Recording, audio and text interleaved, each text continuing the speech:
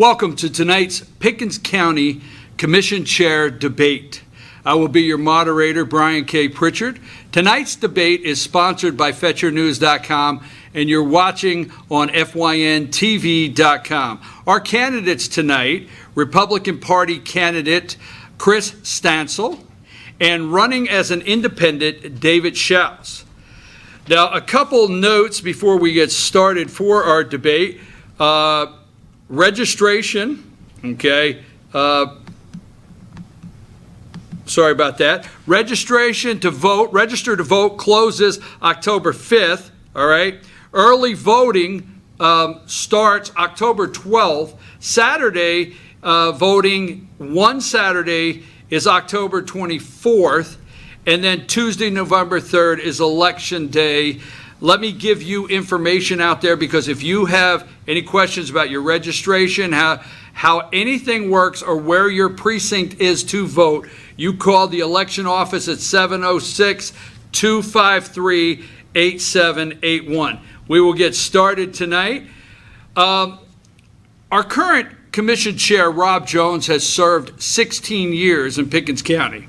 The first 8 as a sole commissioner, and the last 8 as commission chair. That leads to our first question. And before we get to our first question, sorry about that, Mr. Shouse, 1 minute to open.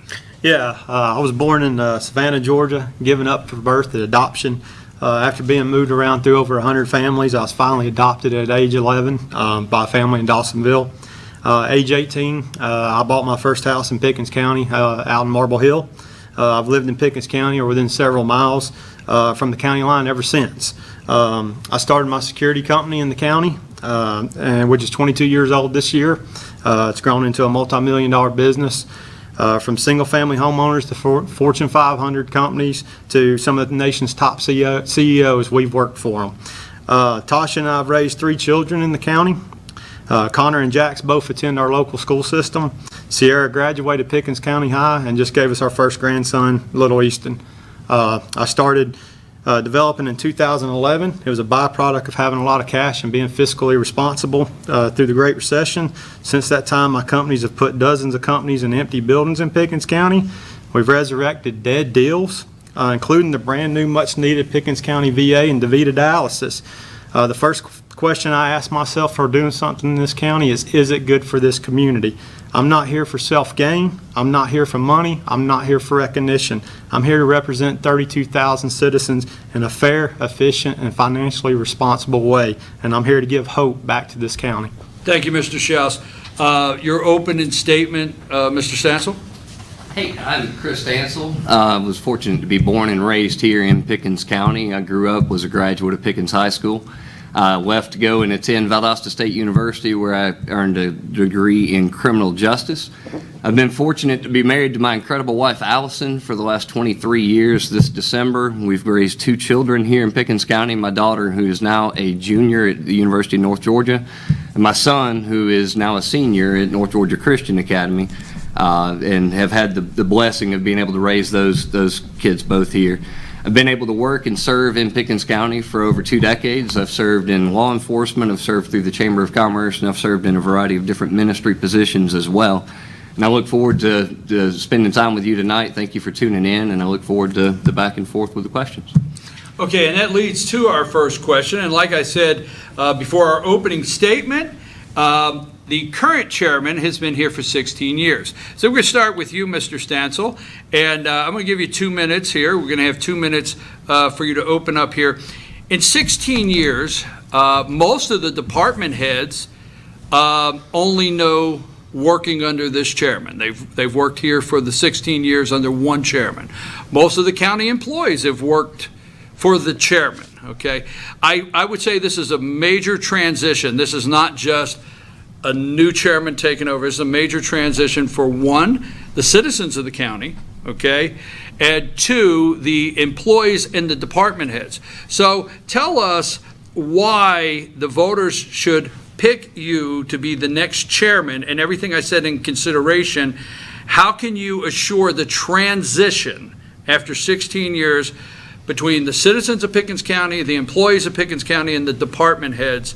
What does that look like in your administration? I think we've been fortunate in Pickens County to have some of the best department heads, some of the best staff of all times. I mean, if you take a look at what they do for as little as they're able to do it for, has been phenomenal. We've got department heads in a variety of different divisions. I know some are new, some are old, and so the only person that they have worked directly under would be the chairman that's there.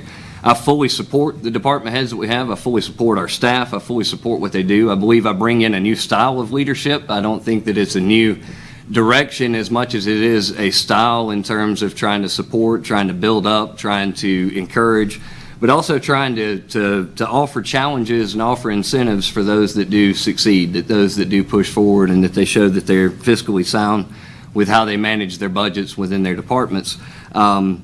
And we'll continue to do that. I think that new style of leadership might be something that's welcome for some. I think for others, they've had a great relationship with the chairman and worked with him and know exactly what to expect, and so that's something that they can continue to do.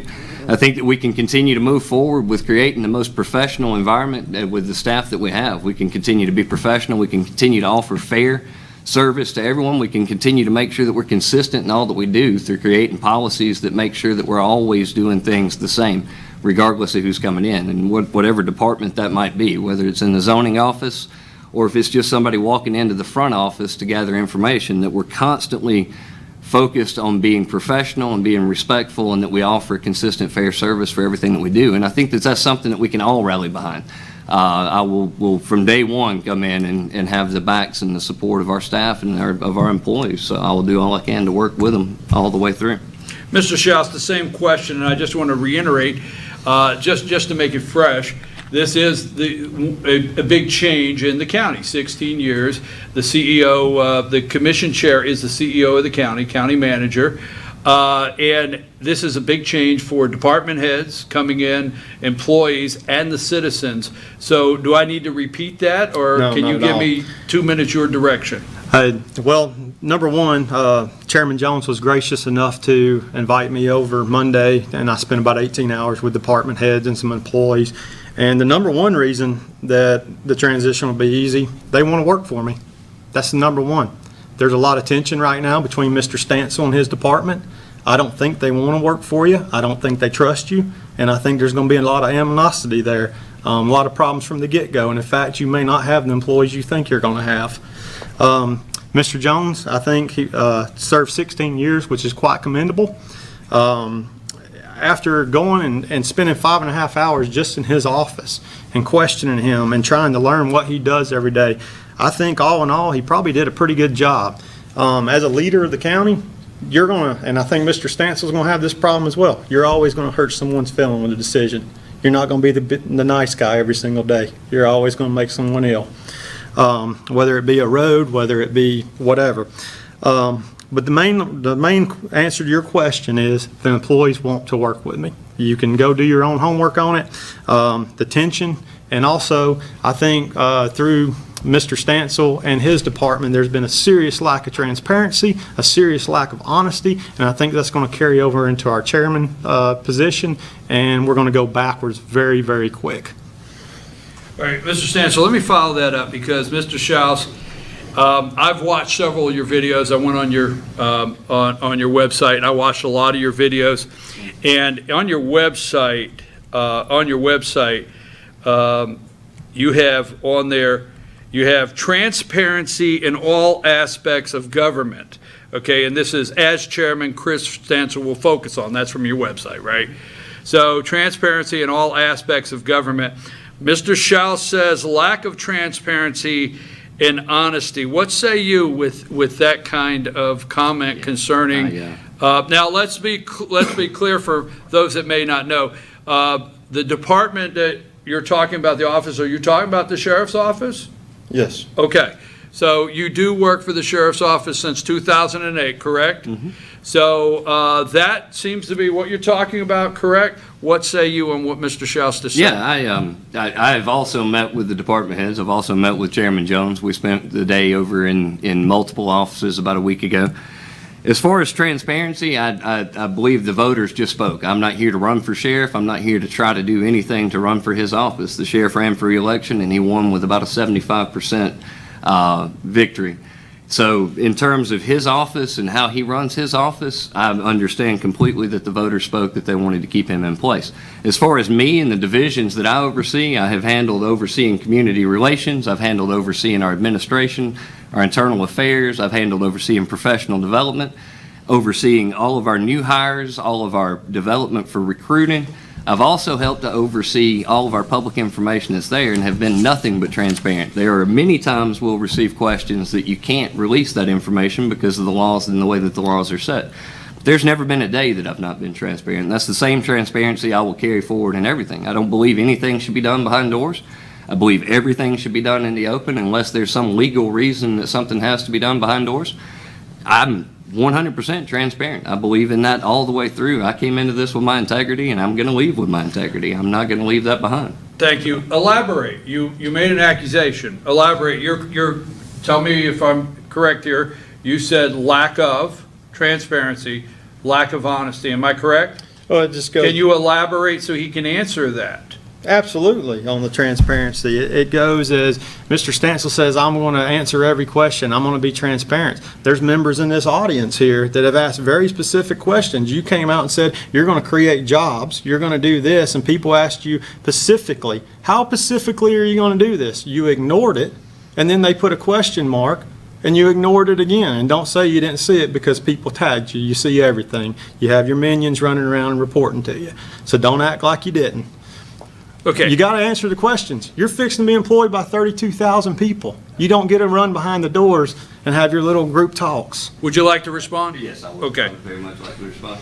I've been transparent in everything. I've answered questions over and over again on my page. I do not go on to other forum pages, and I don't get into the online debates. I believe this is a professional, serious position that we're running for, and I don't believe getting into debates back and forth on Facebook shows that level of professionalism. I have answered questions. If the individual that you're talking about that's in the audience had ever called me, had sent me an email, had reached out to me, I would have sat down and talked to him anytime he wanted to. But it was someone that was 100% already had his mind made up, that was endorsing you as a candidate, and it was a baited question. So I ignored that question and moved on and continued to answer questions that people sent me. I answer questions every single night, by phone, by Facebook, by email. I don't ignore them.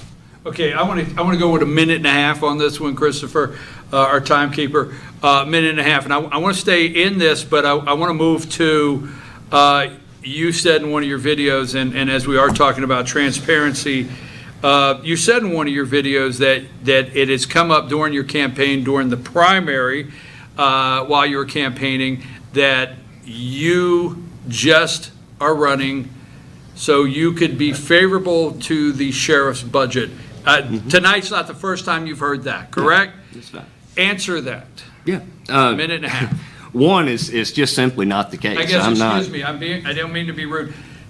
Take that question and separate yourself from the sheriff's office and let the voters know how you can be transparent in setting that budget and treating that budget no different than any other constitutional officer. Sorry for being rude, but No, go ahead that's there. fine. I think part of it's just understanding the role in the job. The chairman does not set the budget. The chairman works with the Board of Commissioners, who also works with the CFO to set the budget. The one thing that I would like to see changed, and it's for all constitutional officers, it's all elected officers, would be for us to be able to start these conversations earlier in the year, that we start meeting with department heads and elected officials throughout the year so that we understand the needs, we understand the problems, we understand the concerns, not only for the upcoming year, but for future years, that we do strategic planning to move 2 years, 3 years, 4 years down the road so that we're not trying to get everything in 1 year. I have zero. My opponent jumped out recently and made a comment on somebody's post where the sheriff will receive way more money if he's elected than if I'm elected. So he's the one that's promising to give more money. I've made no promises to the sheriff's office that they're going to receive any more other than that they will have a seat at the table. They will be invited to be a part of the process before we reach the final quarter of the year after the millage is set. They need to have an opportunity to come over and present their case like any other constitutional officer, whether that's the clerk of the court, the coroner, any other, the tax commissioner, all of these different individuals need to be able to come and sit down and have those conversations. I think they do a phenomenal job in the finance department, but I also believe that we need to start that process earlier in the year. That doesn't need to wait till the very end. And that's been my one commitment. That's my only commitment when it comes to finances to the sheriff and to the sheriff's office as to go forward. I want to give you the same minute and a half, and then we can maybe visit both your answers. Constitutional officers, one being a sheriff, the commission sets the budget, but then after that, it's up to them how they handle their budget. What say you? Would you like to respond to his answer, or what say you concerning how you feel the constitutional officers would be handled? Well, first of all, budget is every day. In our companies, we work on the budget every single day. We're checking, we're balancing, we're making sure everything's in line. I know on Mr. Stancil's webpage, and he's altered it, that he said that he claims he oversees the sheriff's office budget and oversight committee, which we all know is a disaster. They manipulate lines. They know that the employees have to be paid when they rob Peter to pay Paul. And he's evidently claiming that he's on that committee. He's got a very good part of that budget process. So he's trying to, what he can't, a budget that's went from $4 million to $7 million, now he can't manage that properly. He's got a history of not managing other finances personally and such, and now he wants to go and manage a $30 million county budget. It's not possible to do. There's a history here of poor management and poor budgeting, and I did say, I never said that I would give the sheriff more money. I said I would give him any money that he needed to do his job and protect our citizens, which I stand by. Would you like to respond, maybe 45 seconds at least, so we can First, move on? that's simply not true. You did say he would receive more money if you were elected than he ever would if I was elected. But beyond that, my responsibility in the budget is the administrative services. I am overseeing the administrative services aspect of the sheriff's office budget. If you look historically over the last 5 years, it's been at or below budget. We have stayed consistently at or below budget in the area that I'm responsible for. As I said before, I'm not here to run for sheriff. That race was run and it's been won and it's over with.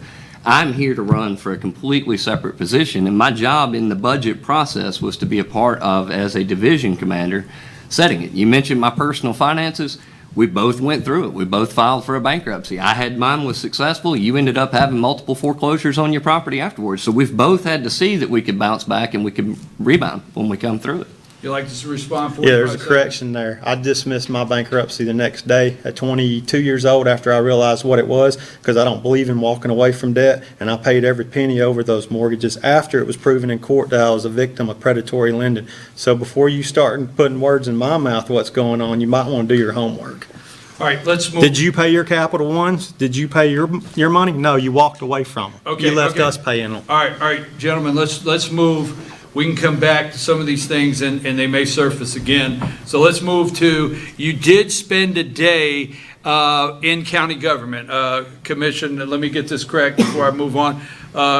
Chair Commissioner Jones invited both of you over, correct? To spend a day, ask all the questions you wanted. My understanding from the chairman was that you were allowed to ask any department head questions, spend time with them, right? There was no limits. Come over and see everything going on. So elaborate and get into some detail, Mr. Stancil. A minute and a half. What was that? What stood out to you? What departments did you walk into that, hey, maybe you didn't realize there was that much going on, or it was eye-opener? Elaborate. I'll give you the same time in just a minute, sir, okay? Yeah. So the majority of the time was spent with Chairman Jones himself. He sat and gave updates and went through and on all the different updates on everything that's been going on in the county. Probably the most eye-opening time that I spent was when I went to the recycling center. I was amazed at how impressive the equipment that they have, at the way in which they've developed that system to where it can be neutral as far as the amount that the revenue that it can bring in, that it can cover the cost for itself. So I was amazed at how incredible that was. I spent time in the finance department and spoke with Ms. Harvey for a long time.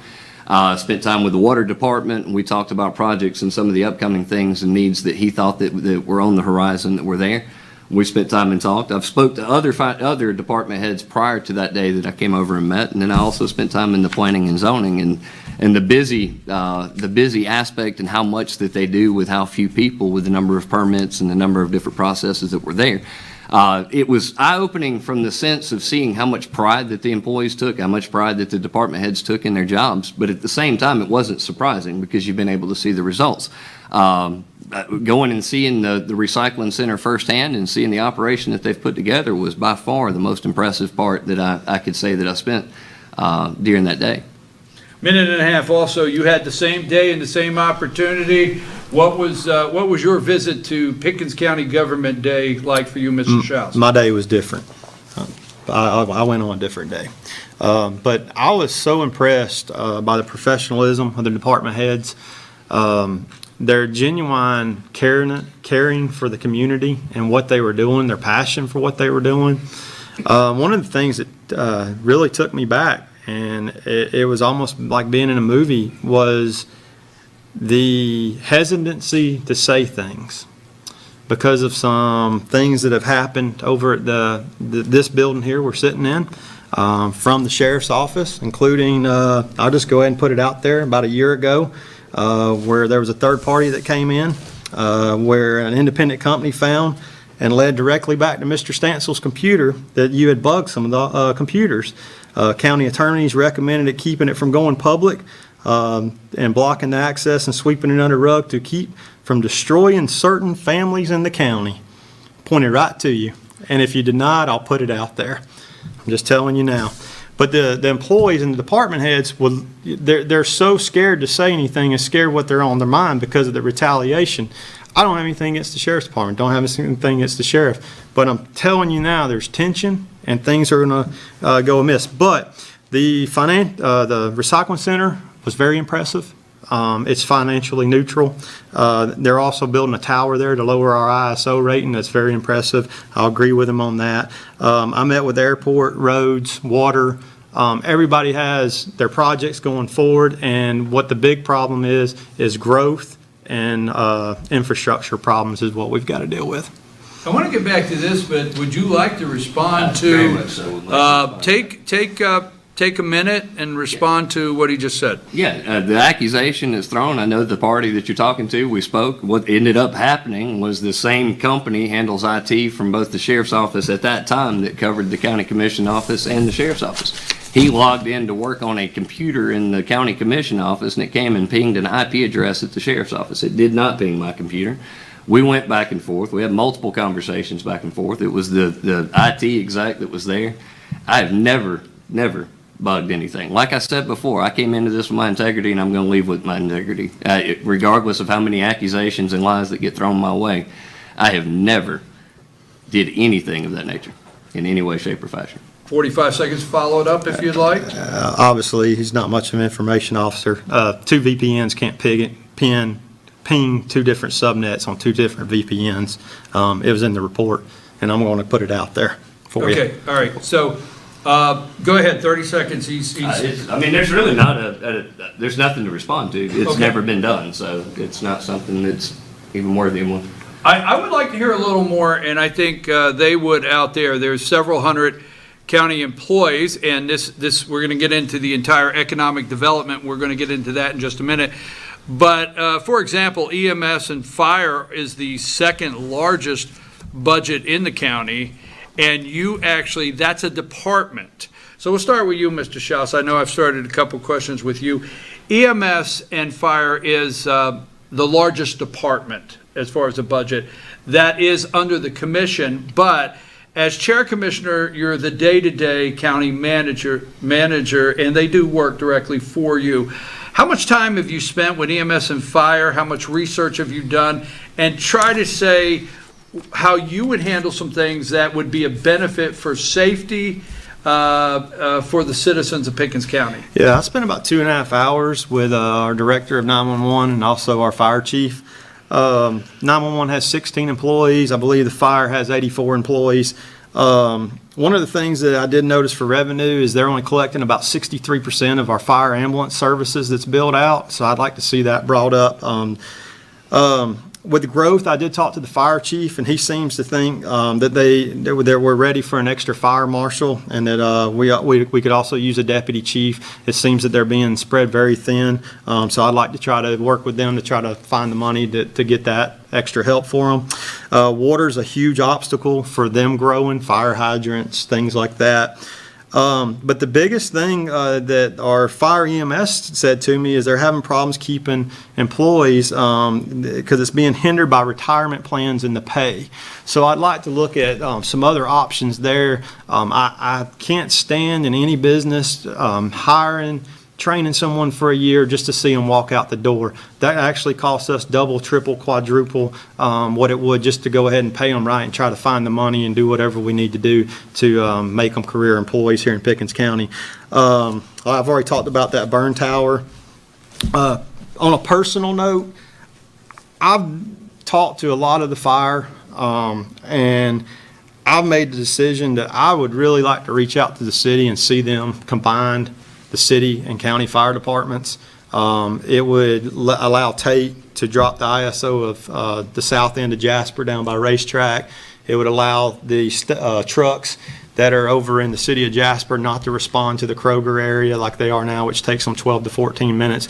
It may be a little added cost to the county, but ultimately I think it would give our citizens better coverage. Probably if you wreck, you're going to wreck on that 4-lane, and it would get you some faster response. That's just a personal thing. I think it would be needed. We need to talk to the citizens and also the city and fire departments. Most of them even suggested we do it. I definitely want to see more manned stations with ambulances. There's some of them that just doesn't make sense and make 3 calls a year, but I definitely want to see more of them manned. I don't want grandma waiting 35 minutes for an ambulance. We only have 3 of them now that are manned. And I'd like to see our responders provided with training for individuals with the autism spectrum disorder. It seems that that's a popular trait right now around the country. Same thing in 911. They're struggling to find employees. They're starting in the $14 an hour. You can go down to Cherokee County, make another $2 or so an hour just from the starting. So we need to look at that. And I would really like to get with ARIS, and which is the amateur radio. We have the antennas at the 911, and make sure that we have a ham radio on site. So when we have natural disasters, things like that, that it's already ready to go. And maybe look at Tate for putting a backup center, which has kind of been in the works for a while, but I'd like to finish that up. Mr. Stancil, same minute and a half. The largest county budget that is a department is the fire and EMS. How much time have you spent with them and going over their budget and some of the things you think they may need in the future? Right. Same minute and a half. I think that one of the main things that David actually covered in that conversation there is staffing. They do need the same problem as public safety across the board. It's public safety with fire, it's EMS, it's law enforcement.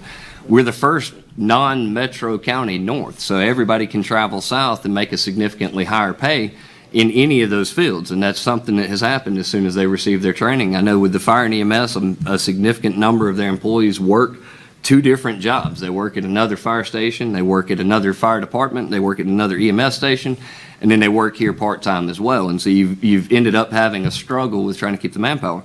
I also understand, like you said, it's the largest budget department within the county. So to be able to bump that budget line item up, that money has to come from somewhere. I do think that there are options. I think that there are things that can be done to try to find funding for that. But I think it's sitting down and going through it with a fine-tooth comb and then looking at what other counties, Cherokee, for instance, enacted what they call a fire tax on your meters for a power meter, and they collect a small fee for every monthly bill of every power meter. That money then can go directly to fire and EMS, so that way it covers and is able to provide it. It's an additional tax, and so I know that's something that's very difficult, but it spreads it out to all meters versus all property owners. And so instead of adding more to your millage, it's adding more in a different category, in a different line item. That's the only way that you're really going to be able to generate additional manpower, is to find a way to put the funds into it to generate that additional manpower. And I'm not for raising taxes. I'm not for it in any way, shape, or fashion. I want to do all that we can to keep our taxes as low as we possibly can. So trying to find a way to man that in the process and to come up with those funds is a top priority. Okay, would you like to respond to that? And also, while we're talking about that, he brought up the subject of taxes. And I do know when citizens are sitting out there and they're listening, and any candidate starts saying, find the money to help this or find the money to do that, they may be sitting out there saying, yes, I'm usually where the government finds the money. So what say you when it comes to maybe wanting to enhance some of these things, get new equipment and do things, but if you're put in a position like it would be a tax increase, will you raise taxes on the citizens? I know it's a direct question, but will you raise taxes on the citizens of Pickens County? I have a plan for revenue that I think we're going to be able to negate that. Don't think I actually know. I don't know if that's another question. You want to go? You want to go with that in a minute? Okay, go back to go back to EMS. We could ask a revenue question in a minute if you'd like to do that. I figured you'd go into economics and stuff, yeah, okay. So I kind of got that. All right. Rather than bounce around.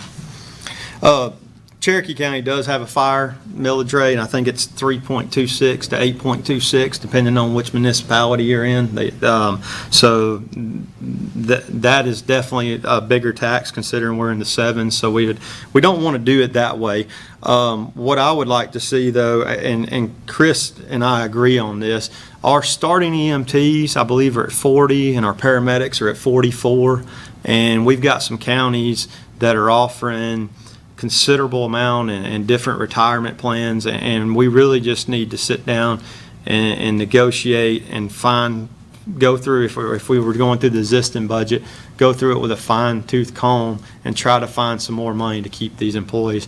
I think Kris would agree with me that when we lose an employee, and I'm sure he does at the sheriff's office, it costs a lot of money to replace them, a lot, and we've got to stop that trend. I want to move over into economic development. We still have plenty of time here. I want to move over into that, but before we do, I want to maybe finalize talking about department heads, and still, to me, 16 years working for the same chairman, we hear things. People call me, things go on social media, as you well know. Have you, and I want 1 minute and 1 minute, as you were looking at the departments, have you looked at any department changes you want to make? Or how can the employees out there know? Is there a plan you're going to put together on how you're going to evaluate the department heads if elected? The employees make decisions on if changes to be made. What can they feel comfortable with from Kris Stancil, knowing if you're the next chairman, that on day one they're not out of a job? Right. As far as making changes with letting anybody go, there's absolutely no plan to let people go. I've not talked to. I know that the rumors that you're discussing that get to spread around, I've heard quite a few of them. I have no intention to let anybody go. I do know that there have been a couple that have mentioned retirement dates within the next couple of years. So having conversations to try to make sure you're prepared for when those times come, then we could. As far as changes within departments, it's specifically when you take a look, and I know animal control is probably going to be a topic you're going to talk about. I think that the animal shelter and animal control being merged together creates a very unique, difficult situation. Animal shelter employees are there working to try to rescue, they're working to try to pick up animals, trying to rescue animals, readopt animals, do everything they can to work with all the nonprofits that are in place, while enforcement is handled by animal control. And so they've been merged together, they've been kept together for a long time. I would like to see that enforcement aspect moved either under the county marshal's office or find a way that the enforcement is separated from the shelter itself. That's the only department that I've looked at any kind of a significant change in how day-to-day operations would take place over the coming years. But as far as staff, no, everyone's job is safe, 100% safe. Minute and a half. Do I need to repeat that question for you, Mr. Yeah, Shouse? go ahead. Just get off them. You know, like I said, 16 years, we have a lot of department heads, a lot of employees. We hear and see what goes on social media, so we're just going to bring it up and let both candidates put it to rest. Is there any department head changes? In a David Shouse chairman administration on day one, do people need to be in fear they're going to lose their job, or how are you going to transition the employees of this county into your administration? First, in 22 years of business, I've only fired one employee, and he works for me. Again, but anyways, I don't like firing people. You're making life decisions, family decisions. But every department head I met with, I was impressed with, and I actually asked them leaving, will you stay with me? I asked them specifically, even the ones that have some retirements, could you give me a couple more years? We don't need, like you said, this is 16 years in the making. To go in there and completely destroy the department heads would just be a disaster. I'm a very, very small piece as the chairman. These department heads have their employees. They work with them. I don't micromanage. I don't go around my department heads. I do think that there may be some employees that I've talked to that may do better, may do a better job in different facets or different positions. People do their best work when they're happy and they're doing something they enjoy, and maybe because certain positions haven't been open, they're in a position that they're not totally happy. So maybe we can look at that to get better morale and a little bit more performance out of them. Going to the animal shelter, I'll just be frank, I'd like to sell that building. There's some people that like to buy it. We have 5 acres behind this building. We have the new recycling 18 acres. I'd like to build a nicer building with those proceeds. Make sure the animals have a nice place, some bigger runs, things like that. And I would like to also bring it over to the marshal's office and allow them to do, I know we have an ACO. I'm going to give you more time to Go ahead. elaborate on Yep. that, because I want to move into that as just a subject in Yep, go itself, okay? Anything else on department heads or employees that you would like to share before we move on? As I said before, I'd like to just reiterate, everyone's job's safe. There's no one that, And you? that we're trying to move. First So. of all, right, Mr. Stancil and I can't really get rid of a department head, just to be clear legally. It takes That's what I was getting. So it's really almost it could happen in 2 years if you put another commissioner in place on the west or east end. And that's when you would make that move, which there's rumors, but I'm going to say they're rumors. Okay, we're going to get into that, actually, we're going to get into working within the commission and some of the rules in Yep. just a minute, so Yep. you did bring something up.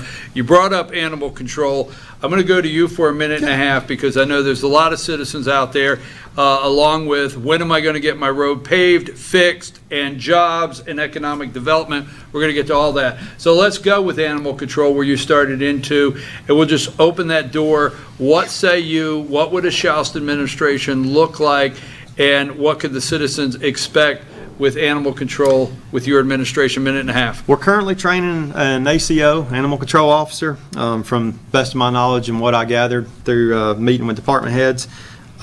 Pickens County is tending to domestic animals, dogs and cats, and the city of Jasper has an employee that's tending to the equine, cows, horses, things like that. We do need an intergovernmental agreement between the city of Jasper, where the county is getting calls to go tend to things in the city, and they're really not able to do that because there's not one in place. I've already said that I want that. We have a hot tin can sitting up on a hill for those animals. I'd really like to build a new shelter. There's multiple purchasers for that building, and I'd like to bring it to the marshal. From what I understand, the sheriff originally ran on the premises that he was going to start an animal shelter, and somewhere down the line, something went wrong. So there was a disconnect, something. I haven't looked all into it, but basically told the county to run it, or he was going to shut it down. So now it's fell onto the county. And absolutely no kill, period, unless there's a vet that gives a recommendation, it's catastrophic, animals in pain, or, and suffering, something like that. Minute and a half, Mr. Stancil. So I absolutely understand the frustrations of many of the citizens when it comes to the animal shelter. I know that they've went from being a higher kill to where essentially right now they are at a no-kill status already. In order to be designated as a no-kill shelter, there's certain criteria they have to meet, and they've, over the last year, already reached that point. Some of the different nonprofit groups that are working with them and doing so much to get dogs and cats adopted out is phenomenal. The amount of volunteer work that's going into there. I think that building a new shelter, if there's a way that it can be done economically with no burden to the taxpayers, I'd support it 100%. I don't believe that there should ever be any risk that there's going to be anything that's going to be thrown on the shoulders of the taxpayers. So that's one of those areas that I think that needs to be watched and monitored closely, and if there's anything that we can do to improve what we have, if it's not going to be economically feasible, that we do exactly that. I do know that we do, as you mentioned, we have land in certain places that there's a way that we could do it, and we can try to move forward. I think that our staff and how they're caring for animals right now over the last year has done incredible, made a complete 180 turnaround in what they're doing. But as far as the enforcement and making sure that the ordinances that they're enforcing are enforceable is been a difficult challenge, with changes in the magistrate court, with changes back and forth as to whether or not they could write citations or not. So right now you're having a duplication of services. 911 is receiving the call, they're calling the sheriff's office to go out and respond to the incident. Then the sheriff's office is trying to call and see if they can get an animal control officer to come and respond to the incident, and whether they're available or not dictates that. So I think that we've got to find a way to fix that issue to where we're not spending double time on every call. You want another 30 seconds on this, or are we good? Are you? Yeah, sure. One thing I did when I met with the department heads was, from the week I was there, I don't think we even had any animals. They're doing a great job on getting them out, getting them adopted. That was collaborated by Chairman Jones and some other people. Talking about the marshal, though, the marshal was originally started because we were having problems serving FIFAs, things like that. And they're doing a great job with fines on garbage, things like that. But I would like to see them get more of that responsibility of a dedicated, there's calls coming in for malnourishment, abuse, things like that, that we really have someone dedicated to go out there and investigate this stuff. I know the sheriff's office is strapped on manpower, so I think that would be one way to alleviate that and make sure that we're getting these animals protected. 30 seconds? You want another 30 seconds? I agree. I mean, that's one of the topics that we both agree on. So I don't know if you, I don't know if I did I hear you say whether you would make sure that it's a no-kill? Yes, you did say that? Yeah, absolutely. No okay, kill. all right. If you said that, okay, I wanted to double check. Yep. All right, folks. We're going to take a brief break, and when we come back, we're going to move into economic development, roads, bridges, potholes, jobs, a little bit of everything. We're far from done here tonight. We're going to take a 5-minute break, and we'll be back with our Pickens County Commission Chair debate with Republican candidate Kris Stancil and Independent candidate David Shouse. Take a break.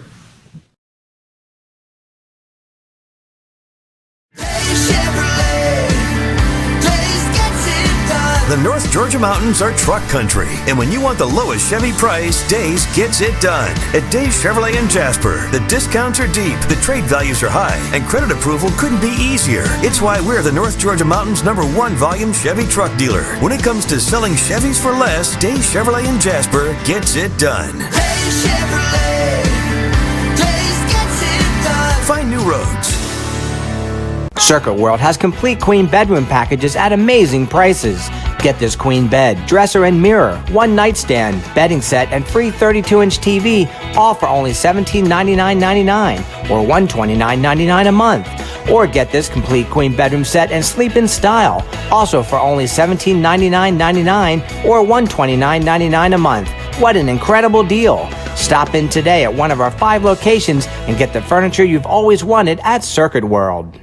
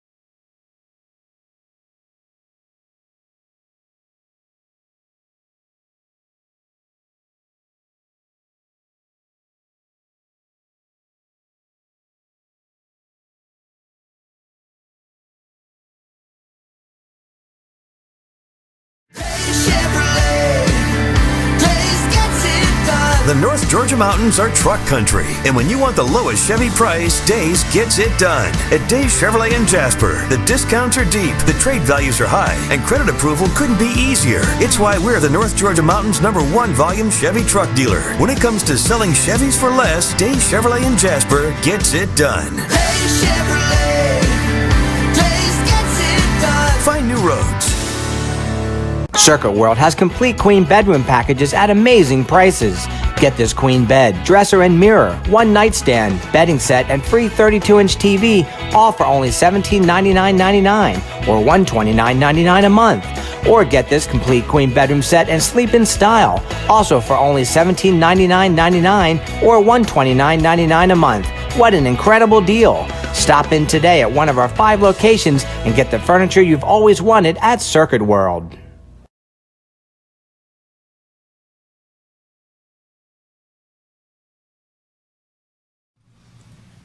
Folks, we're back, and we want to thank FetchYourNews.com for sponsoring tonight our Pickens County Commission Chair debate. The Republican candidate in the race, Kris Stancil, and the independent candidate, David Shouse. I'm your moderator, Brian K. Pritchard.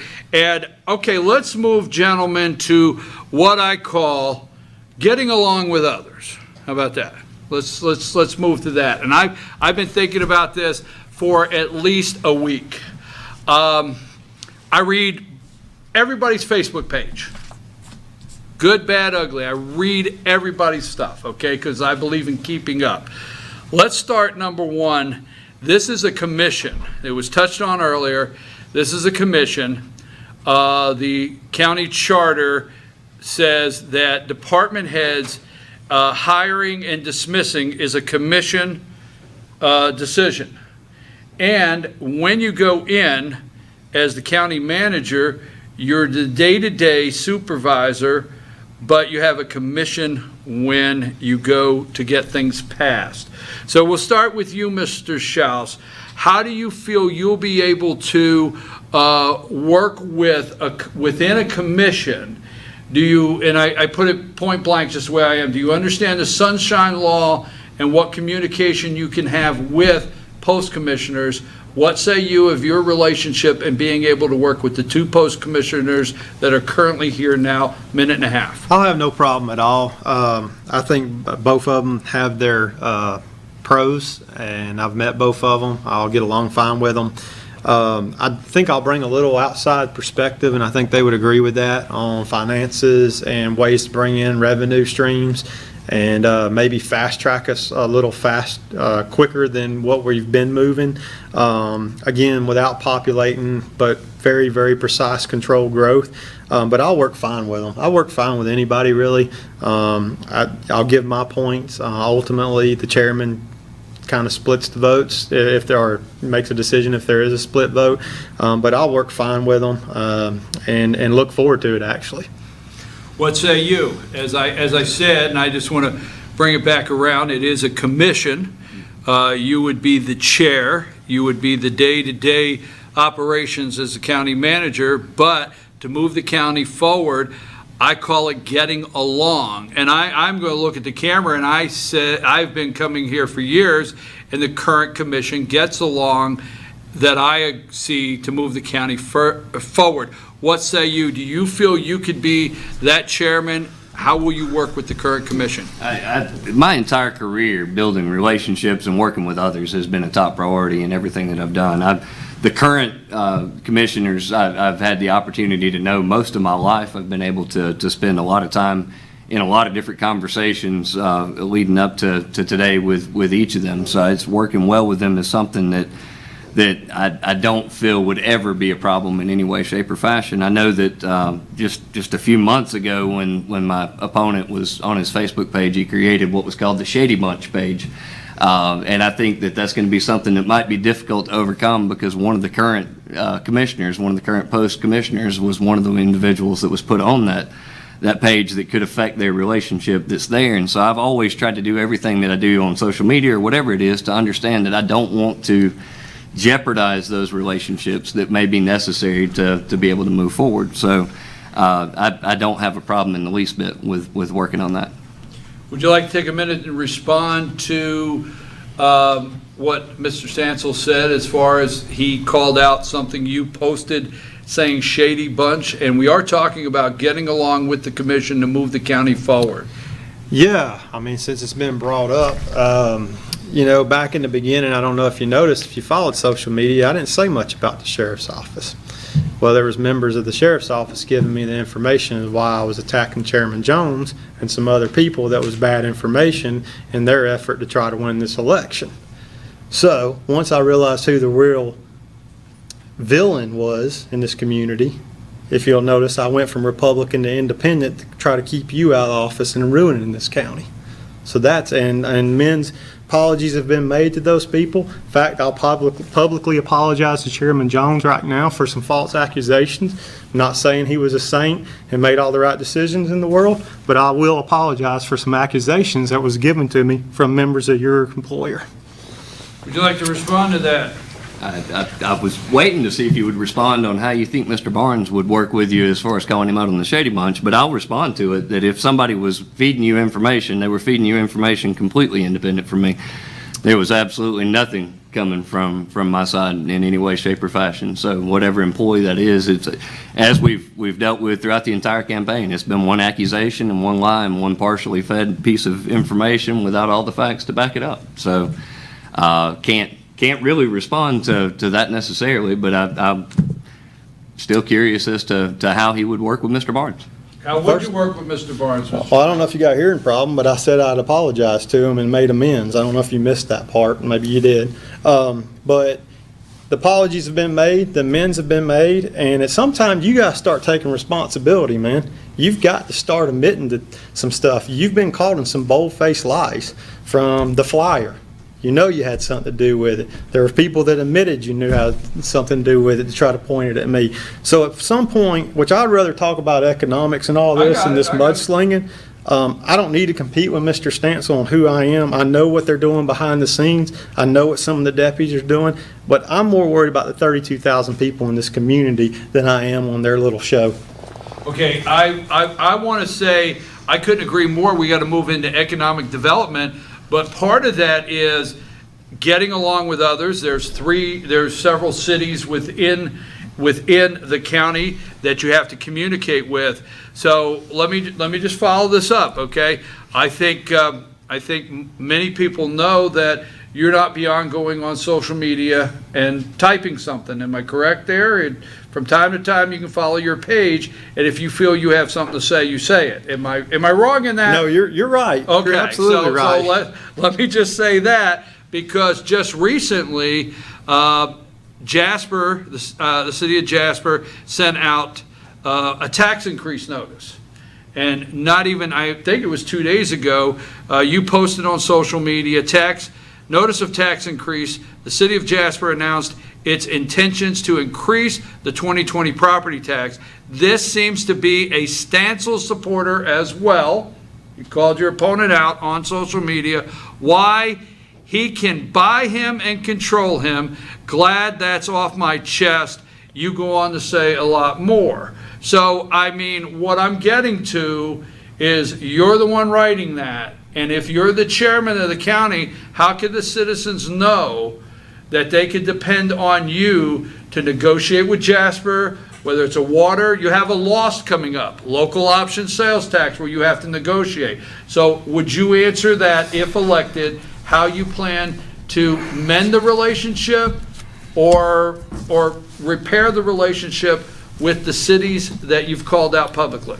First of all, if you'll look at my history with the city, I've told them publicly over and over, we had a business dispute on a blockage that cost the citizens. They may not have $576,000 in debt right now if they would approve the steakhouse out on 515. We'd have more revenue. But I've told them countless times to put the politics aside. Whether I win chairman or not, I'm going to be here. We've got to work for a better future.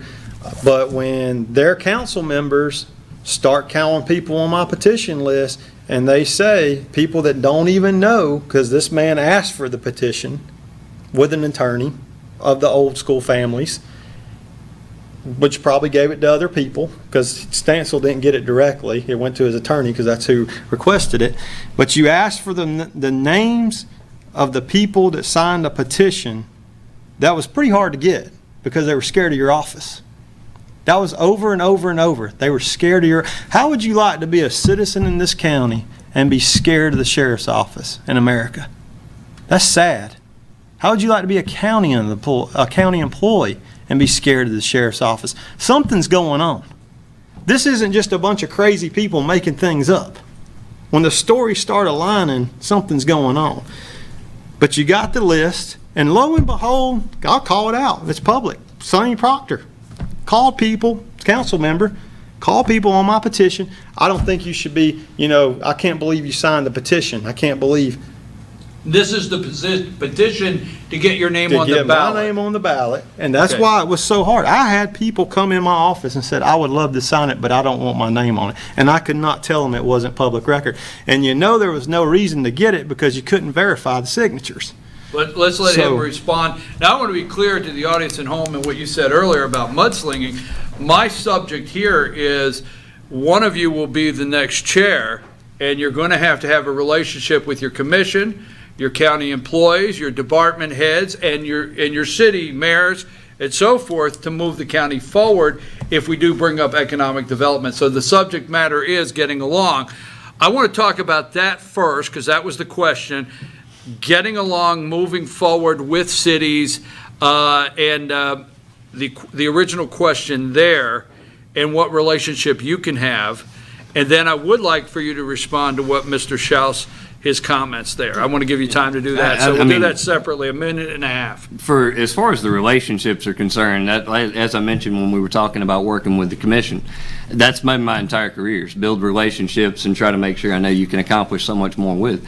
If you take a look at the comprehensive plan, the joint comprehensive plan of Pickens County, Jasper, Talking Rock, Nelson, it requires that you work closely together. If you take a look at the way things are zoned for any commercial development, for any retail development, then the vast majority of that property is inside the city limits. So if we're going to see any progress in moving forward economically, it's going to require that relationship. So I think that I have worked very difficult to establish a relationship with each of the different members of the city, both in Jasper and then in Talking Rock and then also in Nelson.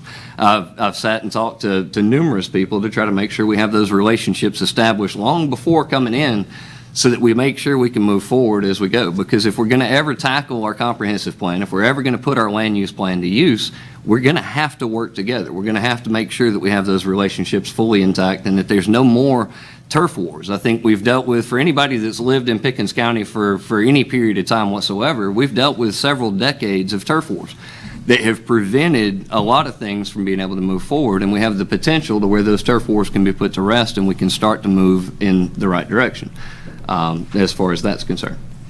Okay, would you like some time to respond? On the petition, I definitely, yes. If I could. Would you like to respond on that? Yeah. 45 seconds, go ahead. I think, one, back to are we trying to have facts is sometimes an essential thing. Yes, the attorney did send the letter after we had a conversation and we were trying to figure out how many signatures were actually turned on. You went on FetchYourNews immediately after walking out and said you had between 11 and 1,200 signatures. A couple weeks before, you said you had 3 times the amount that was necessary. Nothing added up, even the number of pages, to the 11 and 1,200. So I made the comment, hey, should we request it just so that we can see how many signatures were actually on there? It wasn't to verify, it wasn't to look for the names. He sent the request, he called me when they said it was ready. I drove to the elections office. The attorney never once saw the document. I picked it up, carried it home, sat down and counted them twice. Drove right back to the office because there's a locked recycle shred bin so that nobody could ever have access, and put them directly into a shred bin. That way they could never be touched. Sonny Proctor never saw that list. Sonny Proctor never had me have a conversation with him about that list. And I don't know what led him to make that phone call. But I can tell you that there was never another individual that list was shared with. It was viewed by me and me only. Do you want another 30 seconds? Yeah, I really don't. It's the people that are mad at you, not me. It is what it is. Well, they're but mad there's 'cause you don't 93 tell the pages. truth. No, there's 93 pages in the back of my truck right now if you want to go get them. You think I would really give you all the names knowing what you were going to do? You may be the pushover. I'm not. I'm a lot smarter than what you think. Anyways, going back to get along with the city, business is business. I've even said they deserved more SPLOST money last time than what they actually settled for, which was, I think they went from 20 to 12%.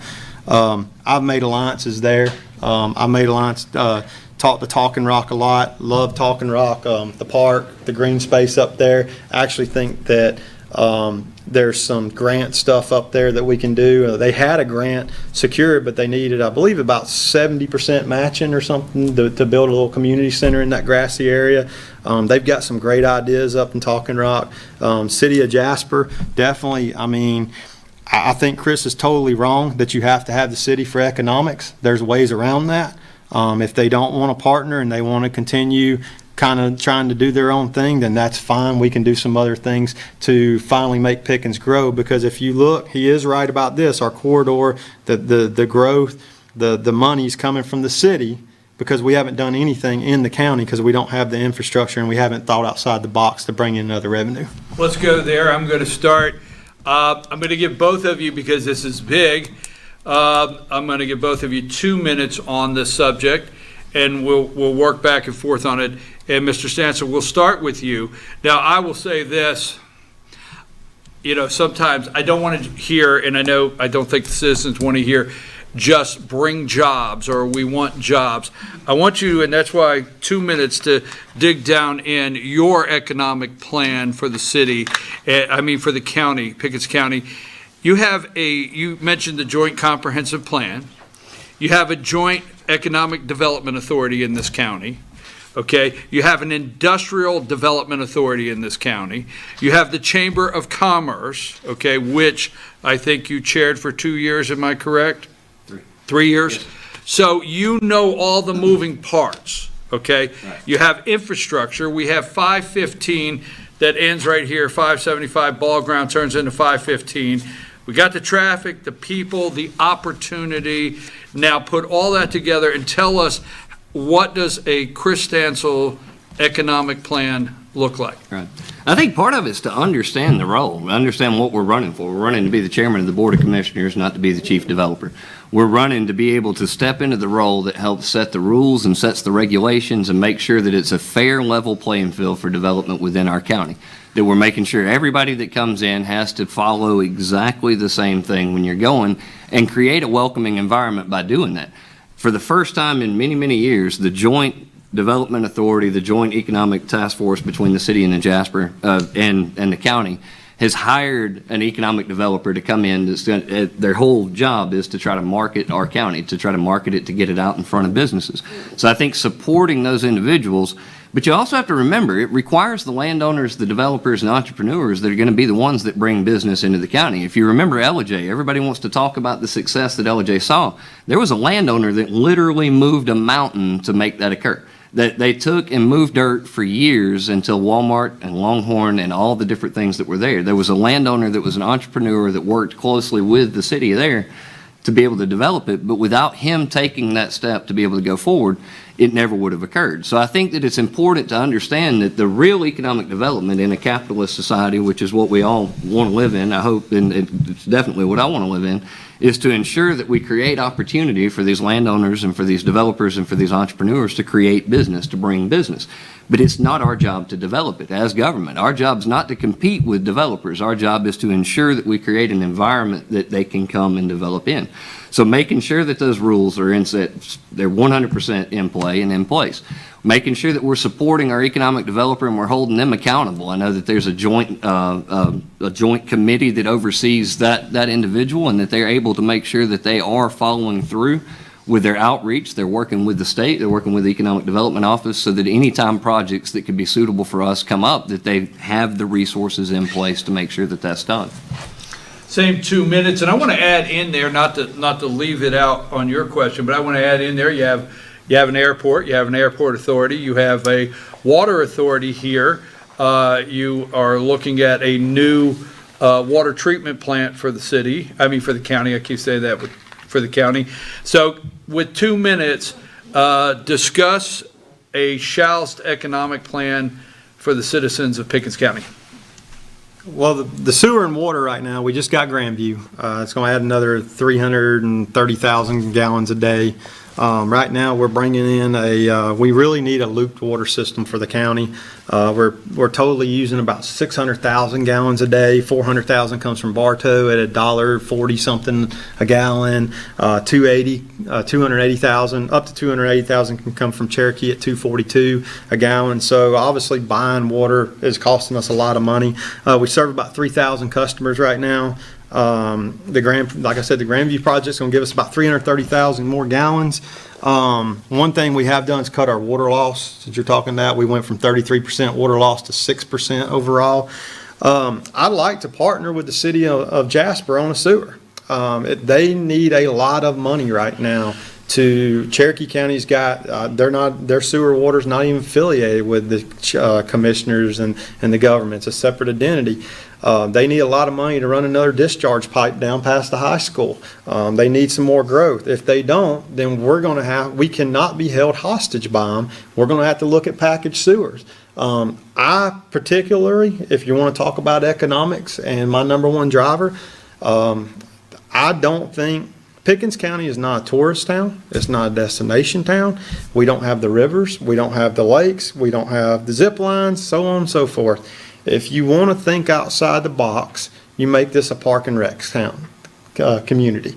You go down somewhere around 108, which there's 2 owners willing to give land to the county. You build a mega park. You cater to travel ball. The next thing you know, you have hotels, motels, motel tax. First thing that happens when parents come into town is they go to Walmart and spend $500. We live off SPLOST. SPLOST money's what we live on. They're spending $500. They go to the park from 7 o'clock to 7 o'clock at night. They go back to their hotel rooms. They rent VRBOs and big canoe for $10,000 for the week, split them with their families, and then they're gone. It didn't bring more population, but it brings a tremendous amount of money. And the way you do this park is you go down, which I've already laid the foundation, you go partner with a private identity. They actually will sign a lease. They will sign paperwork that says, hey, we're going to give you $50 million over 10 years for the weekend use of your park to have these big tournaments. And that's the way you start changing this community. Now we're not building buildings. Now, I do believe. I'm going to give you, I want to get more time on economic development. I want to go back to you, give you another minute and a half on this subject. I understand what you're saying is you create an environment. You're the CEO, the county manager. You have to operate the county and you create the environment. Is there not some things what would be your vision of a plan for development here, bringing jobs to the area, and how involved would you be? I understand it's the economic development director that's a neutral position. But is there not, but you do split that with the city of Jasper. The cost is split in half with the city of Jasper. So the citizens' property tax pays for half of that. And then you do get, you do have an agreement with the chamber, I'm not for sure, on hotel motel tax, right, in the county? On the tourism. On the tourism, right. So there's vested interest from chamber, which economic development, the Industrial Development Authority, there's vested interest from everybody. So would you like to elaborate a little more or talk a little more about how you see growing the economy? I think one of the biggest things is diversified, not to put literally all your eggs in one basket, but to try to have a diversified approach to where you're working with developers for retail. You're also working to try to help bring industrial. You're trying to bring in manufacturing. You're trying to spread that out. If we can get into the tech market where some of those jobs relocate north as our education system and as fiber becomes more and more available, then it puts less of a commute time, and some of these businesses that want to get out of Alpharetta, they can find a safe haven to come here. So as we develop those parks and we start to put that together.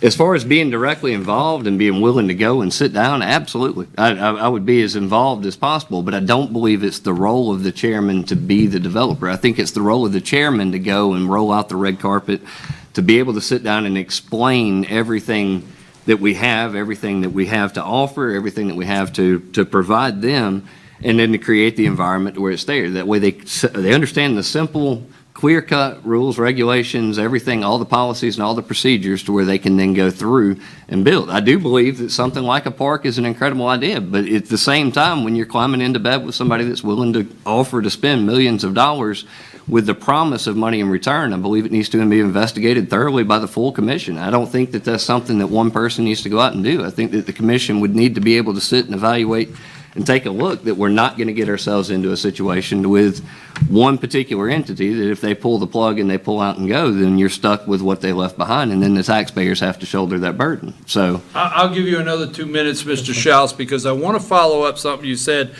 You know, we had an interview about 3 weeks ago, you and I, and when I just asked you the basic question on, you know, why are you running, if I remember correctly, you said you looked at the joint comprehensive plan. You were a part of the 10 year ago, right? 10 years ago, am I correct?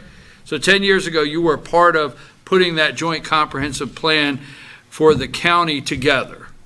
And you said, not to quote you, but you said in the interview, you looked at that and then you looked at where the county's at now, and you weren't happy with it. Am I going down the right road? yeah. Okay, so a joint comprehensive plan, what would you see, what did you see in that plan you weren't satisfied with that needs to happen in this county? So in that plan, when we were Right. going through it, there were several different things. Economic development in both 10 years ago and in the current year became Right. one of the top drivers. It was one of the top discussed topics that they felt like that this was not something that was ever taken as priority.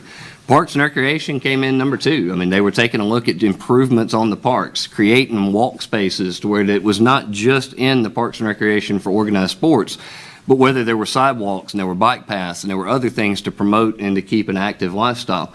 Those were things that were brought up during both of those. Infrastructure was number 3. It may have been roads. It was somewhere back and forth. Roads and infrastructure were back and forth. But infrastructure with having water and sewer, I mean, we've had the opportunity now for years to be able to take advantage of a joint governmental agreement in Carter's Lake to run the pipe and create our treatment center to where we can provide the water that we need for our county without buying it, that we can get that permit and so a way less than one-time fee to be able to put that in place to start piping the water in to where we can get water. I think that that's something. We're in the 21st century and we still have zero sewage in our entire county. I do believe we've got to explore whether it's working and partnering with the city, who's recently been able to get approval from the EPA to double the expansion of their plant. We've got to be able to find, is there a way we can partner with them to help push that water, push that sewage opportunity out into certain areas within the county so that we've got that? Or, like you mentioned, or do we start looking at the package plants? Do we start looking at partnering with the company that serves Big Canoe in the foothills area and providing sewer in that area? So that way we can make sure that we're providing infrastructure opportunities. Those were some of the categories that definitely jumped up.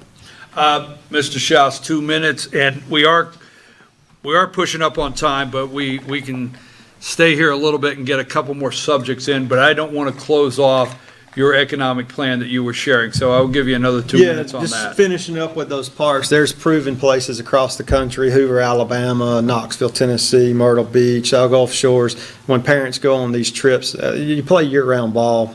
These companies are multi-million dollar companies now doing this. They're very seasoned pros. They've got a lot of money behind them. Parents don't want to go down to Panama and Myrtle Beach and things in July, but that's the only place they have the fields. You build the fields here, you start seeing a lot more economic things. You see the restaurants you want. You see the candy stores and the breweries and things like that thriving because we're bringing people to them. And it's okay on the day that they don't play in our town to go up to Blue Ridge and LJ and spend their money on the rivers and the lakes. But that's not, like Mr. Stancil said, all my eggs in one basket. That's just one thing I bring to the table. I also have a lot of connections, and I would never step on the economic developers, but I can open some serious doors. We have one company right now that's wanting to build about 150,000 square foot building, employ 125, 130 people. They're in distribution. They pay $25 an hour. They're a Fortune 100 company. They want to come here. One little side note on Pickens County, we're the furthest county north that you can go with shipping in e-commerce, and the whole southeast is one-day ground. So you go to Gilmer County, and if you want to compete with a a commerce provider in Pickens County, you have to pay overnight shipping to get it there at the same time. So that's a big, big thing that we can kind of offer to people, that we're the last stop north, and 575 is pretty convenient to Atlanta. But I have the ability to pick up the phone and get these people here. They want to come here, but right now when they look on Facebook and they look in the county and they look at the history, they're scared and hesitant to come here. Those companies that I plan on bringing here, another cold storage company, there's a cold storage company on Fulton Industrial, the next closest one's at Ottawa, Tennessee. They want to come here. They build huge buildings because they're a lot of money, and they rent small spaces to Stofers and Pillsbury, and that's where they go get their product to restock the stores. They want to come here, and again, they don't really need sewer. They just need bathrooms, and they buy big enough parcels that their buildings blocked by trees, they're out of sight, out of mind, but you employ 200 or 300 people in this community at $25 an hour, and you all of a sudden made the unaffordable house affordable, the unaffordable car affordable, and you've also developed some very quality, like changed their lives. You've put good jobs in without having to put that infrastructure in, and those deals are out there. We've just got to go get them. We have a couple subjects we cannot leave tonight without addressing for the citizens out there and folks at home. I want to apologize for maybe not putting the time in these subjects that I feel is needed. Roads. You know, originally in Georgia, this position used to be called road commissioner. That was the original name of it, road commissioner.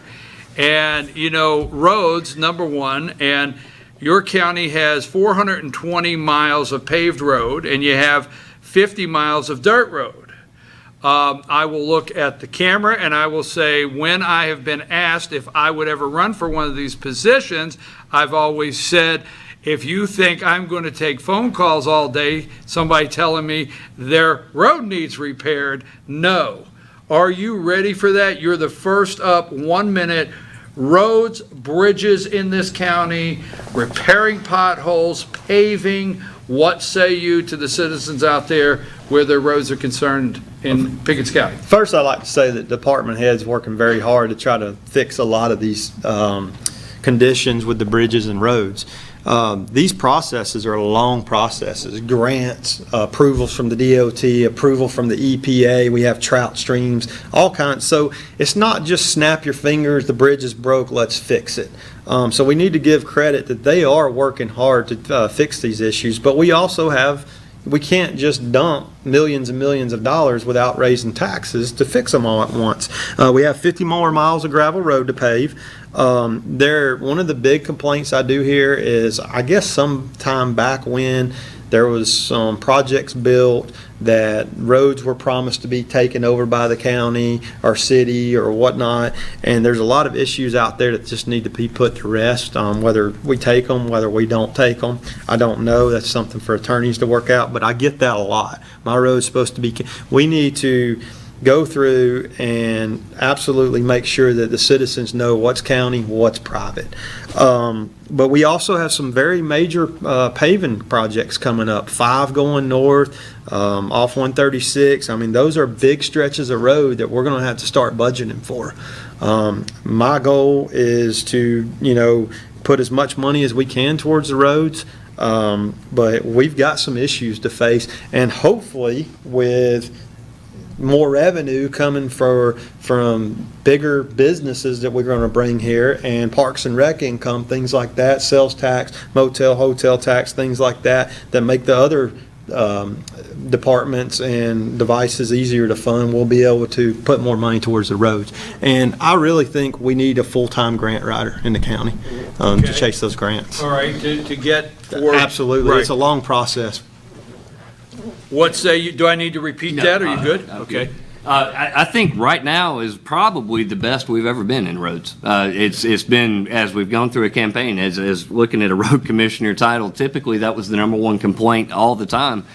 With the use of the SPLOST over the last 4 years, whether anybody agreed with it or not, but the amount of money that was taken from SPLOST and applied toward paving roads, and then the amount that's been applied for the upcoming 6 years, we've been able to move forward and start to do numerous projects that are there. That statement sounds great if your road's paved. That statement doesn't sound very great if you're sitting on a road full of potholes and it's full of dirt, then you're thinking that the roads are nowhere near what they need to be at that time, and I fully understand that we're not there. We haven't reached the finish line. We have some individuals that live on dirt roads that want to keep their roads dirt roads because they don't want the traffic that comes with a paved road. I've had multiple recently come up and say, do not ever pave my road if you're elected. I want to make sure this stays dirt, stays private, stays quiet. So I think we have to make sure that we honor that. We have to make sure that we're looking forward, and we have to understand that a lot of these things, the right-of-way just never was set up. Some of these roads that were built back in the early 1900s, they didn't grant the right-of-way, so it's going to require access to right-of-way from every landowner along those property lines in order to ensure that you can get those roads paved. And working through that process. And I think just continuing to be upfront, transparent with all the people that live along those roads and making those phone calls and sitting down with them if they do want to see their road paved, that we start tackling those projects one at a time and continue to invest in them. We're going to have to stay with the next two questions, a hard 30 seconds, but there are things I want you to look at the camera and talk to the voters out there. Start with you, okay? How available will you be to the citizens? Will you have an open door policy? Things like roads and repairs, and people want to talk about maybe their culvert needs cleaned out, whatever. How available will you be to the citizens, and do you have a plan for an open door policy? Right. Go ahead. Absolutely, open door policy. I plan on being 100% available to citizens to come in. I'm not opposed to listening to opposing views and to hear complaints and to sit as something I've done for the last dozen years. So it's something that I'm used to on a regular basis. We'll be available by phone. We'll make sure that we're calling back and make sure that we're following through with all the different issues that come up, whether it's a direct phone call or if it's getting emails into the hands of the people that need to get there. But I will be available in person. You, 30 seconds. I'm already available in person. I get up at 4 o'clock in the morning. I go to bed at 1. So, I mean, my phone's always on. I'm always around town. Obviously, I won't be so much out on my own time anymore, but the door will always be open. The phone will always be on. I think one of the things I'm looking forward to after the election's over is getting rid of some social media, but I do think I know Kris says that he doesn't really communicate through it or whatever, but I do want to utilize the social media. And another thing I want to do in the county, our citizens seem, I want to open up communication better to make sure that on our website that if they're having a problem with their road or they're having a problem with trash on their road, that it's very simple for them, or a water meter leaking, they can just go click, put the ticket in, it's emailed to the proper department head and he can disperse it. But it's also tracked where we know. I get a lot of, well, I called so-and-so 6 months ago. I don't want that anymore. I want some accountability that we know we're taking care of our citizens. 30 seconds. We'll start with you. Let's try to stay in the 30 seconds. The budget is coming up, the budget negotiations and open meetings to the public. Will you attend all of them? Review the budget, because the budget that is passed with this commission, you, if elected, and yourself, if elected, will operate under. So will you attend all the budget hearings and meetings for next year's budget? Absolutely. All right. Yourself? Absolutely. Okay. 30 seconds. When we talk about freedom of speech, okay, and citizens wishing to speak, will you continue to have a policy that at the meetings, that the meetings will be open and citizens will be allowed to express themselves in a way to the commission? Yeah, 100%. I believe in freedom of speech. I believe in giving opportunities. I think that we need to add additional opportunities. I think quarterly town hall meetings where we provide opportunities for people to come and voice their concerns and be heard. In a monthly board meeting, there's so much business that has to be done. A lot of times that gets hurried and they're not able to voice concerns quite as often. So creating additional opportunities as well. Do I need to repeat that? No, I'm fine. I don't believe in censorship. I believe we need to add more opportunities as well, including in our board meetings and such, utilizing current technology maybe to allow people that can't be here to use Zoom and even chime in that way. I don't know the legalities of it, but I want to use every tool at our disposal to make sure that we're hearing from our citizens. At the end of the day, I'm not the boss. They're really the boss. Kris and I, whoever wins, are representing them for what they need us to do. And yeah, we do use our judgment sometimes on, which direction we need to go. But ultimately, our job is to make our citizens happy, feel safe, and have an environment that they want to live in. 30 seconds. Will you continue to have department head meetings monthly? Will you continue to have workshops as they're now and keep it to one meeting a month? I think this county has one meeting a month with the commission. Do you look at keeping the same workshops, department head meeting, and calendar that it's currently under? I think that goes back to the commissioners are a cohesive unit, and it's something that we need to decide together. If we're not going in the direction that and things aren't moving smoothly, then we probably need to have more meetings. If our department heads are doing everything we want with 110% and our phones aren't ringing with problems, then that's probably fine. I think that's something we've just got to, once we get in office, see how things are flowing and see how much communication we do need with them. I will tell you this, that our chairman now probably talks to each department head 7 to 8 times, a day, based upon my meetings. So I need to repeat that? Yeah, absolutely. As far as the commissioners meeting and having their regular board meetings and their work session, 100% keep it the same. Unless as a commission, there's a decision to try to expand or change and move the times. Meeting with department heads, I believe, is something that you need to be continuously involved in. I would move it to more than a monthly meeting by far, to where you're trying to at least once a week ensuring that you're up to date on what projects are going on, that they have an opportunity to ask questions, and if they have any needs, that they can get met when they're there. So I think that those need to take place as often as possible. Okay, folks, that brings us to our final question of the night. We're running a little long. We appreciate you staying with us. And this final question, we're going to start with Mr. Stancil. And what we do to close is we allow both candidates to ask each other a question. So, Mr. Stancil, your question for Mr. Shouse tonight. Right. So, David, I know that as we've run for office, I think a lot of what people look at us in the way that we campaign is how they're going to look at us in the way that we run office. And we've talked about relationships, we've talked about those different things. What we've seen through social media, and at least once in person, was the reactions to people that say things that you don't agree with or that say things negative. The reactions and the responses that they get. Is that what people can expect of you when they come to you with a problem or something that you don't agree with? Minute and a half. Generally not. I think you've done the same thing, but y'all went around the back sly doing it. I'm just folding in your face. Sometimes, your people down there antagonizing another candidate and then calling me out. That's what he got. So generally, I'm about as most docile and as approachable. One of the biggest compliments I've heard during this whole campaign is when people actually come in my office and take the chance to meet me, unlike a lot of your peers that do badmouth me. They see how laid back I am and just how receptive I am. My mind goes a million miles an hour. I'm always thinking, and I'm always listening to people talking to me, because you never know when someone's got a better idea than you. But at the same time, sometimes people just, it's not all, you got to have a backbone, not a wishbone. And over here is a backbone. I will fight for this county. I will fight for what's right. And I'm not that pushover guy. I'm just not. I'm being honest. Sorry about that. 30 seconds to respond. As far as a backbone, I've went to domestic calls, I've made arrests, I've done everything in the world to defend our community for the last dozen years. I don't fear being called names any more than any. I've represented with a backbone 100%. All of the different accusations of my people going around and doing things have been done completely independent. If anything was ever done, it was not with any knowledge of mine whatsoever. If it were, I would 100% own it. I would take it with no doubt whatsoever. Final 30 seconds. You want? It's pointless. Okay.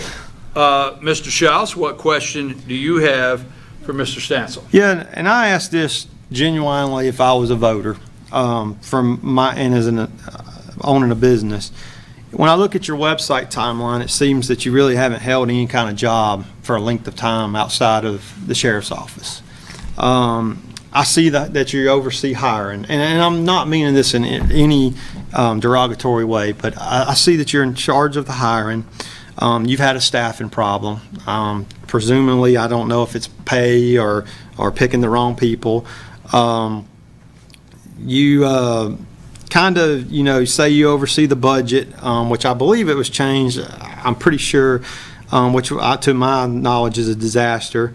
You use taxpayer time and money as an event planner for a private organization, which you know is wrong. Even one email is wrong on our dime. And more importantly, there's so much tension that I saw between your current employer and the county offices. How can the citizens of this county really think you're capable of leading a $30 million budget and representing them fairly? So the way you went around that, I don't know how many different ways to try to approach that answer. It's the but track record. One, I'm not the sheriff, and I don't run the sheriff's office. The sheriff runs the sheriff's office. If the sheriff instructs me to do something, if he instructs me to do things that are within the bounds of what other sheriffs, I think in the state of Georgia alone in the last 9 years, there have been over 300 events raising over $4 million for youth events, which our sheriff has followed along and continued that trend. My hours that were paid, I'm an exempt salaried employee. The log that you got a hold of was an accountability log that was nothing but to show whenever I signed out to go do anything that was campaign related, so they didn't dictate my pay in any way, shape, or fashion. So those particular things are things that are just accusations, like what the rest of the night has been. As far as managing the budget, I have continuously tried to follow and do everything that I felt was right in any organization. If you look through any place that I've ever worked, I've been able to move through the ranks. We hit a difficult economy time. I left one job to pursue going to seminary. Things didn't work out. I know I've been called a failure in all these other parts of my life, but the one part that I actually would call the failure in my life would have been when I went to seminary, and it's the one part you've not actually called me out on, so I do appreciate that. But we came back and had to start over. It was as if we were back to being 19 and newly married with kids and trying to figure out a way to start our career over. I did for a couple of years and went back to public service, where I've stayed and where I've continued to work and where I've continued to serve my community, and I will continue to serve my community. Win, lose, or draw in this race, I will continue to serve my community. That's something I feel led and feel passionate about, and will continue to do it all the way through. 30 seconds. Yeah, I mean, he still didn't say how you were capable of leading this county and looking over this budget.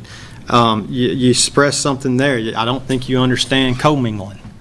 When you send an email from an office that you're representing a private organization, you're putting me, the taxpayer, liable. Something goes wrong down there. When you have a timesheet, salary or not, that some of your hours were, whether they were used for the salary or not, you're there and it exists. You give it to any attorney and see what they do if someone gets hurt down there. I don't think you understand liability commingling, but you need to tell us why you're capable. Can you negotiate contracts? Can you bring stuff here? Do you know the difference between crusher run and 57s? Do you know the difference between 400 pipe and 600 pipe? To be able to look at bids and put them together. I don't think you do. That's a lot of extra questions he did ask. It's one question. Tell me why you're capable. I'm gonna tell you, you can move it up to a minute if you would like. All I want to know is how you're capable. Okay. Not a nice guy. 1 minute. I am very capable. I have led multiple divisions. I have led different organizations. I have led budgets, whether it was at the Chamber of Commerce and the one aspect of our budget through the Sheriff's Office that I've been responsible. So I do know how to operate and how to run a budget. I do know how to operate and how to oversee people. I do know how to manage people. I know how to care for people. I think that's one of the biggest things, is I can take care of employees because I know how to care for people. 100%, put it all out there. As far as the specifics in construction, no, I'm not a contractor. I didn't apply for a job to be a contractor. I will work closely with the staff and with the department heads that we have to make sure that we're following through with every single detail that we've got. I went through and did the certified public manager training and became certified through the Carl Vinson Institute to become a certified county manager, where we studied 100% how to do county budgets. We studied how to go through and do performance evaluations. We studied how to run the day-to-day operations of a county that's very different from the day-to-day operations of a self-employed business. Okay, folks, that concludes our question and answer segment of our debate tonight. we are going to move into our closing statements. Our first closing statement tonight comes from Kris Stancil. Go ahead, Mr. Stancil. So I have came into this race about 2 years ago, originally running in the primary election, and I came into it with my integrity fully intact. I know that I've taken one accusation and one lie after another thrown in my direction, but I will leave this race with my integrity still fully intact. I've came into this caring for my community. I've came into this with a track record and a history of being a public servant, which is what I will continue to do if elected. I didn't come into this race with baggage that includes a long arrest record, multiple foreclosures, or an inability to pay my taxes on time. I didn't come into this race with any of those things. I came in fighting to protect my community. I will continue to do so in a conservative way, to fight for our family values, for our way of life as citizens of Pickens County, to build stronger relationships with all of the different entities that work within our community. I came into this race so that I could be a servant of the citizens who elect to serve. I believe that they have chose other servants in their other constitutional offices, and I will work closely to ensure that I'm working and fighting with them the entire time. I will fight to ensure that our community is met with professionalism and respect and an ability to be able to be heard from without being attacked. I came in with the ability to protect our citizens from those who want to gain for themselves. I came in to ensure that we're providing the best quality of life by creating the most beautiful community we can. So I'm Kris Stancil, and I am the Republican candidate. I'm running for chairman of the Board of Commissioners, and I would love to ask for your prayers, for your support, and for your vote in November. I'd like to thank you for your willingness to tune in tonight, and thank you for your willingness to sit and watch this. And I'd like to thank FetchYourNews for being willing to host it and put this together. Okay, now our closing statement tonight, Mr. David Shouse. Go ahead, sir. Yeah, the first thing I want to do is thank Chairman Jones for serving for 16 years to this county. I think he all in all did a pretty good job, and to give 16 years of his life when he could have done other things to serve these citizens is admirable. You know, I'm not running. When I started this whole process 2 years ago, just like I fought for projects in this community, from the VA to DaVita to multiple private companies that we don't talk about, I have done everything in my power to do what was right for the community, to bring community assets to the community that serve our citizens. I never started to run because Tasha smiles at me or anything like that. I ran for 32,000 people. Ronald Reagan once said that the future doesn't belong to the lighthearted, it belongs to the brave. I personally, as he said, I think it's time for us to tear down the walls that's held Pickens County back, from our youth not being able to have jobs, to our infrastructure, to our parks and rec, to our fire and EMS, and the list goes on and on. Together, in a very controlled manner, we can keep our population down, we can enhance our infrastructure, we can lower our taxes, create better jobs, and improve our amenities. We can be that county that everyone admires. I just humbly ask you, every voter here, to consider your future, your children's future, and vote for me. I will fight for you, and I will fight for what's right for this county. Thank you, and that concludes our Pickens County Commission Chair debate. I've been your moderator, Brian K. Pritchard. Let me go over a little information before we close. Don't forget, October 5th is your last day to register to vote. Early voting begins October 12th. Saturday, there'll be one Saturday, October 24th, for voting. Tuesday, November 3rd is Election Day. If you have any questions in Pickens County, where is my precinct to vote, or anything about your registration, don't hesitate to call them at 706-253-8781. Gentlemen, as we always say, thank you. We wish you well in your campaign, and thank you for your willingness to serve the county. Don't forget, folks, I do a morning show, 8 to 10 a.m. every day, right here on FYNTV.com.